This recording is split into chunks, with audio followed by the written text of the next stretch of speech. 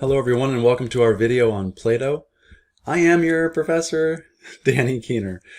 And so today I want to talk about Plato and his sort of frustrating beliefs, the ones that I completely disagree with.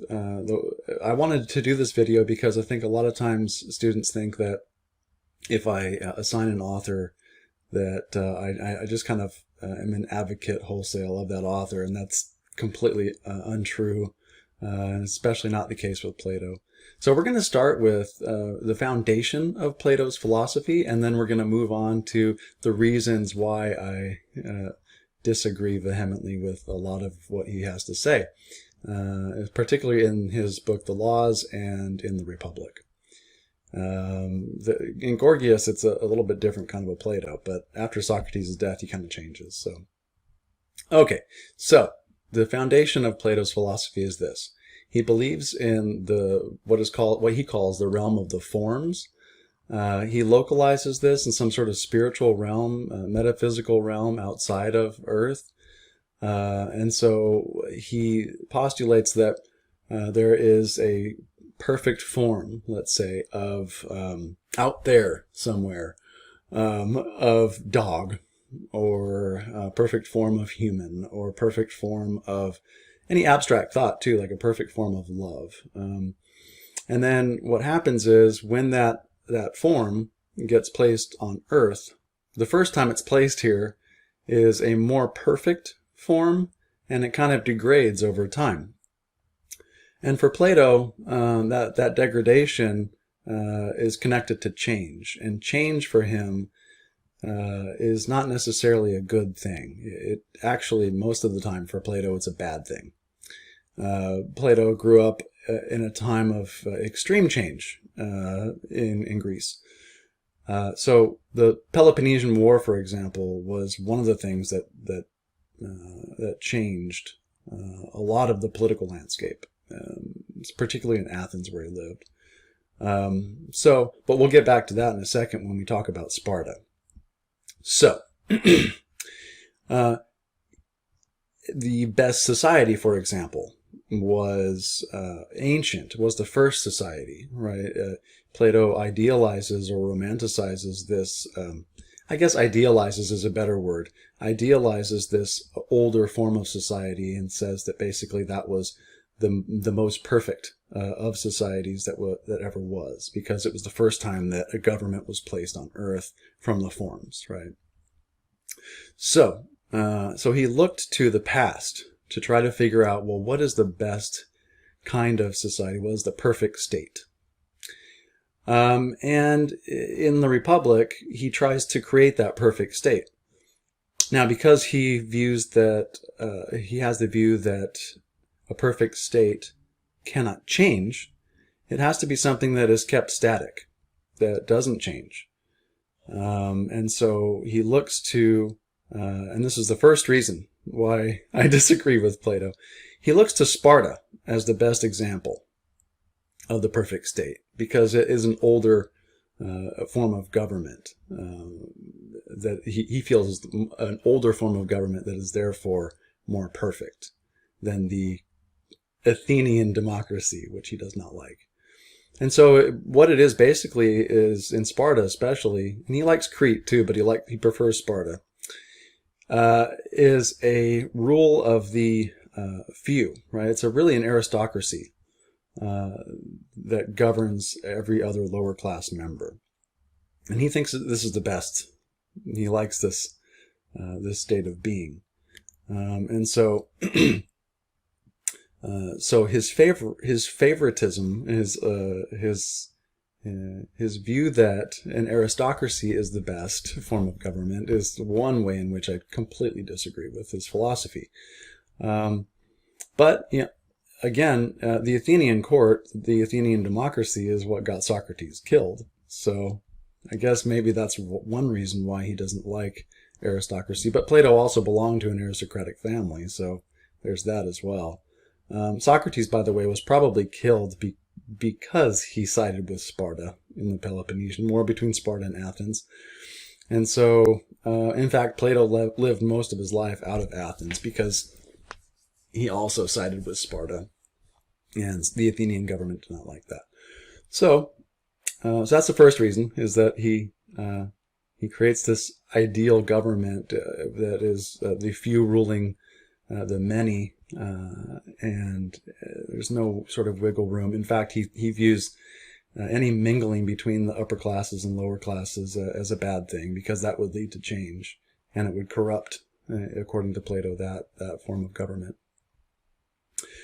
And so, the second reason why I very much disagree with Plato is that he wants this sort of static government to remain in place through breeding as well.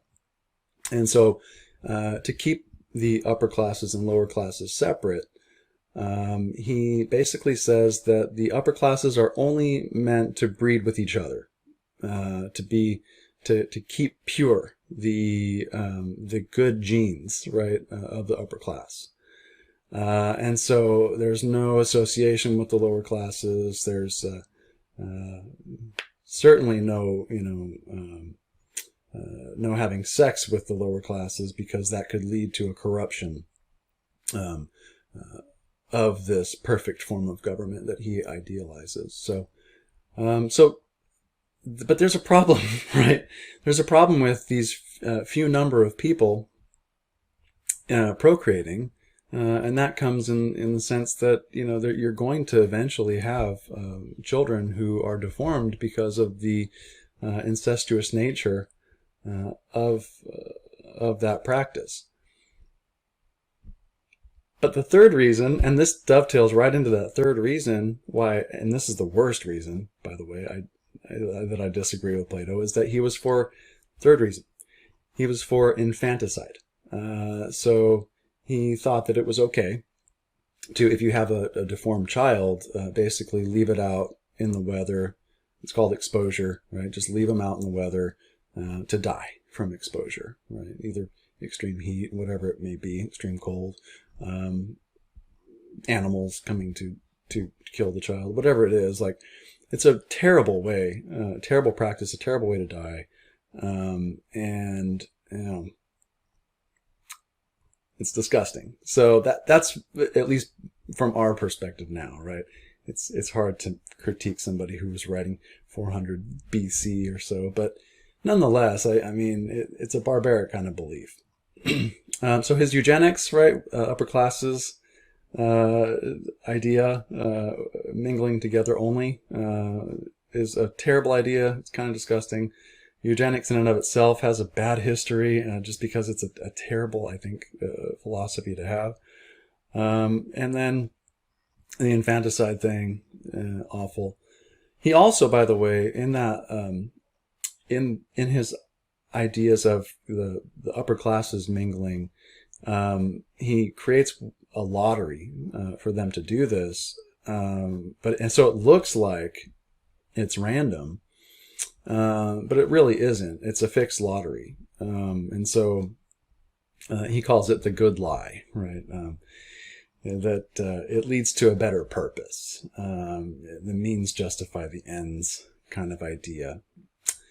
He also has some terrible views on women too, but not as bad as Aristotle. Aristotle thought that women's souls were meant to be dominated, that they were meant to be ruled over, that women were by nature followers and not leaders.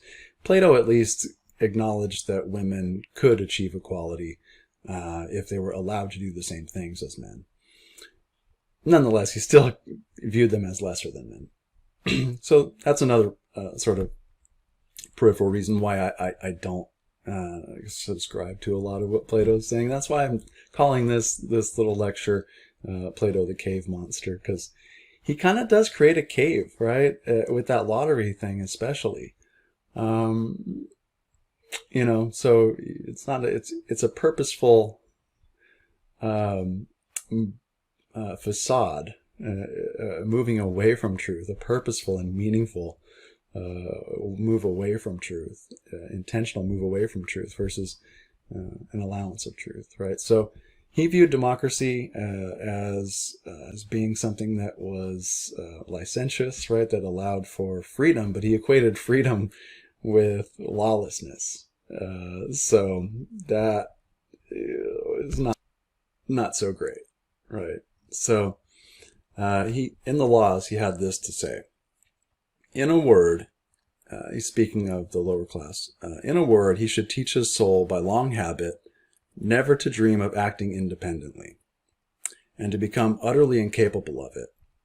In this way, the life of all will be spent in total community. There is no law, or will there ever be one, which is superior to this, better and more effective, in ensuring salvation and victory in war. And in times of peace, from the earliest childhood on, it should be fostered this habit of ruling others, and of being ruled by others. And every trace of anarchy should be utterly eradicated from all the life of all the men, even of the wild beasts which are subject to men.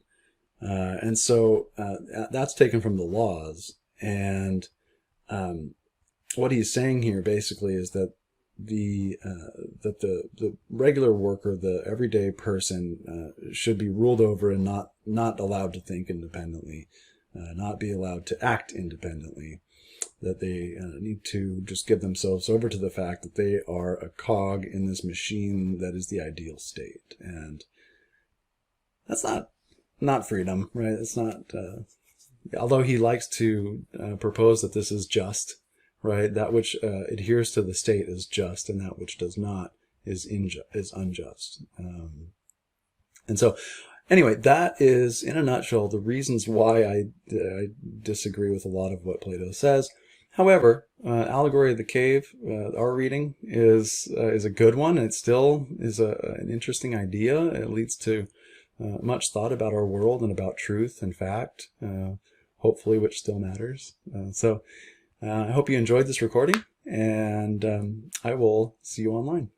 Thanks.